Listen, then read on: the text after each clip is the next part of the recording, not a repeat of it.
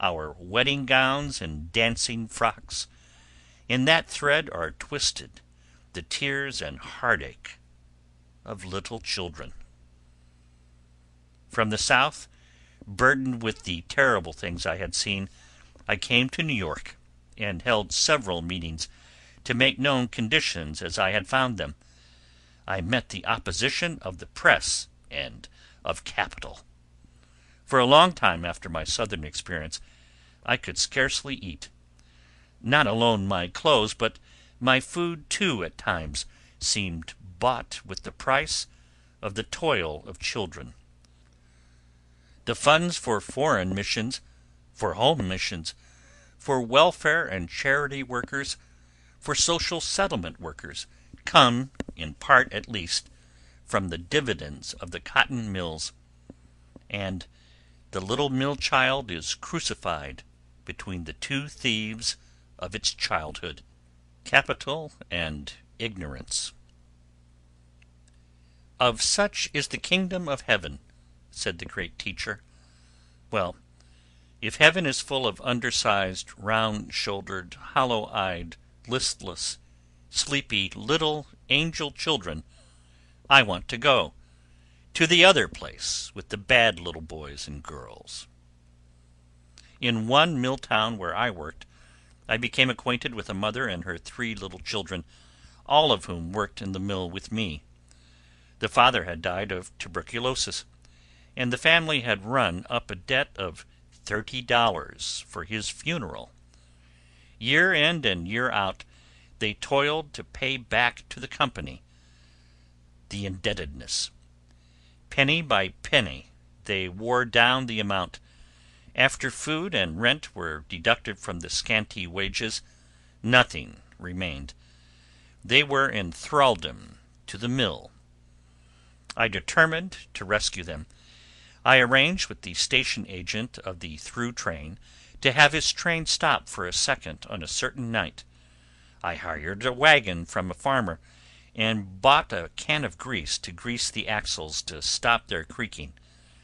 In the darkness of night, the little family and I drove to the station. We felt like escaping negro slaves, and expected any moment that bloodhounds would be on our trail. The children shivered and whimpered. Down the dark tracks came the through train. Its bright eye terrified the children.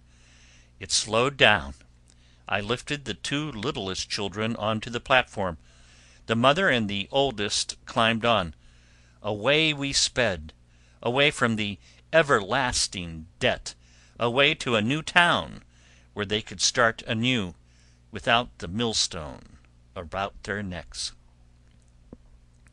When Pat Dolan was president of the Pittsburgh Miners' Union, and there never was a better president than Pat, he got permission from the general managers of the mines for me to go through the district and solicit subscriptions for the Appeal to Reason.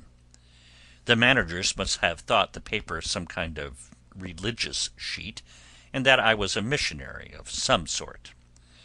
Anyway, during those months, I came into intimate contact with the miners and their families.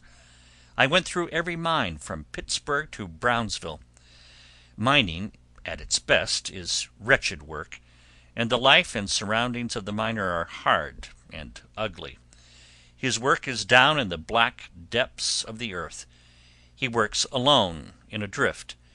There can be little friendly companionship as there is in the factory, as there is among men who built bridges and houses, working together in a group.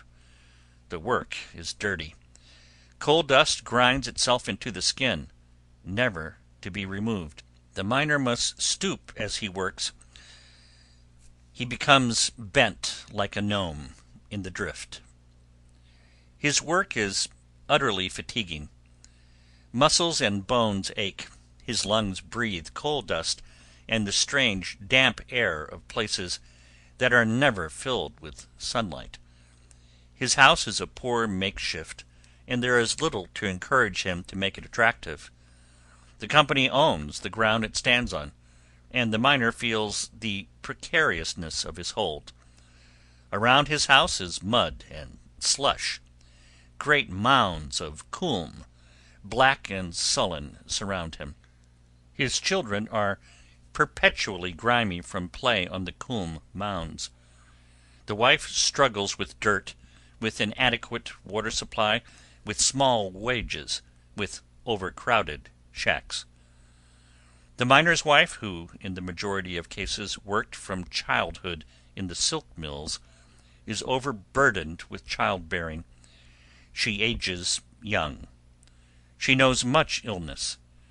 Many a time I have been in a home where the poor wife was sick in bed, the children crawling over her, quarreling and playing in the room, often the only warm room in the house. I would tidy up the best I could, hush the little ones, get them ready for school in the morning, those that didn't go to the breakers or to the mills, pack the lunch in a dinner bucket, and bathe the poor wife and brush her hair. I saw the daily heroism of those wives. I got to know the life of the breaker boys. The coal was hoisted to a cupola where it was ground. It then came rattling down in chutes, beside which, ladder-wise, sat little breaker boys whose job it was to pick out the slate from the coal as the black rivers flowed by. Ladders and ladders of little boys sat in the gloom of the breakers, the dust from the coal swirling continuously up in their faces. To see the slate they must bend over their task. Their shoulders were round, their chests narrow. A breaker boss watched the boys. He had a long stick to strike the knuckles of any lad seen neglecting his work. The fingers of the little boys bled on to the coal. Their nails were cut out to the quick. A labor certificate was easy to get. All one had to do was swear to a notary for 25 cents that the child was the required age. The breaker boys were not little Lord Fauntleroys. Small chaps smoked and chewed and swore. They did men's work, and they had men's ways, men's vices, and men's pleasures. They fought and spit tobacco and told stories out on the coombe piles of a Sunday. They joined the breaker boys' union and beat up scabs. They refused to let their little brothers and sisters go to school if the children of scabs went. In many mines I met the trapper boys, little chaps who open the door for the mule when it comes in for the coal, and who close the door after the mule has gone out. Runners and helpers about the mine, lads who will become miners, who will never know anything of this beautiful world, of the great wide sea, of the clean prairies, of the snow-capped mountains in the vast West. Lads born in the coal, reared and buried in the coal. And this one hope, his one protection, the Union. I met a little trapper boy one day. He was so small that his dinner bucket dragged on the ground. "How old are you, lad?" I asked him. 12, he growled as he spat tobacco on the ground. "Say, son," I said, "I'm Mother Jones. You know me, don't you? I know you told the mine foreman you were 12, but what did you tell the Union?" He looked at me with keen, sage eyes. Life had taught him suspicion and caution. "Oh, the Union's different. I'm 10 come Christmas." "Why don't you go to school?" "Gee," he said, though it was really something stronger, "I ain't lost no leg." He looked proudly at his little legs. I knew what he meant. That lads went to school when they were incapacitated by accidents. and you scarcely blame the children for preferring mills and mines, the schools